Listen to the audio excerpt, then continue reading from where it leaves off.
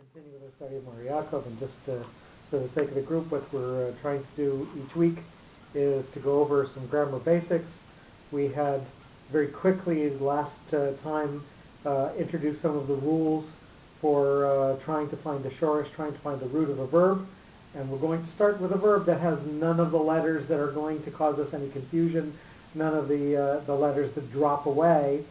And if we remember, the rule is to look for prefixes or suffixes that either are part of the parsing of the verb or part of the tense of the verb, or adding things like and or you or another word, because Hebrew words will sometimes have constructs like that.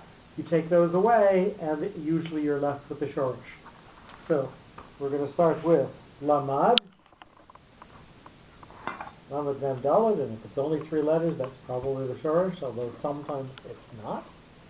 In future tense, I will learn el mad. So the I at the beginning, the aleph, is saying that I in the future am going to do that. Therefore, you can take that away, and your shorish, Lamed Mem Daled, again, appears after that.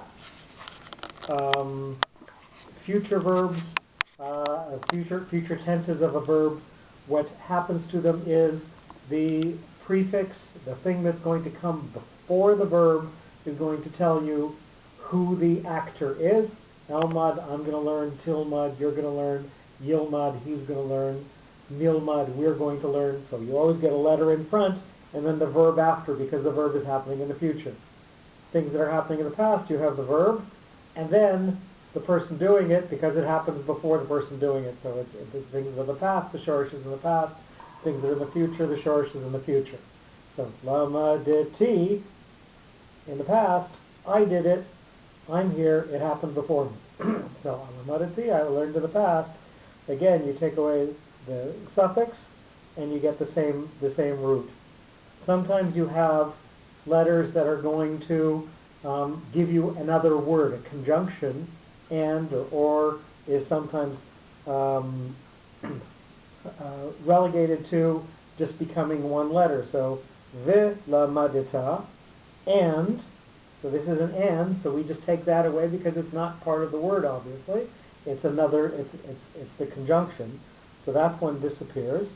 Lamadita, you are going to do it. So again, we're going to take that away, and we're going to take that away, and we're going to find our shorish in the middle again.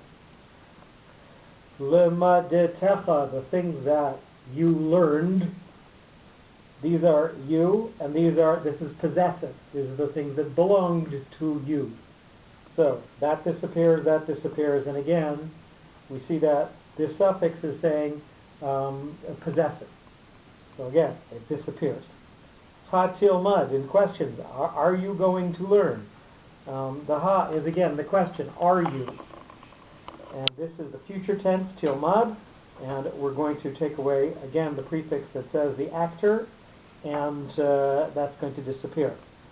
In Tanakh, you get some things that won't be there in regular Hebrew, so I just put in one of those, limaditanu, you taught us. So the ta is actually the you. And that isn't common in modern Hebrew, but it is common in biblical Hebrew.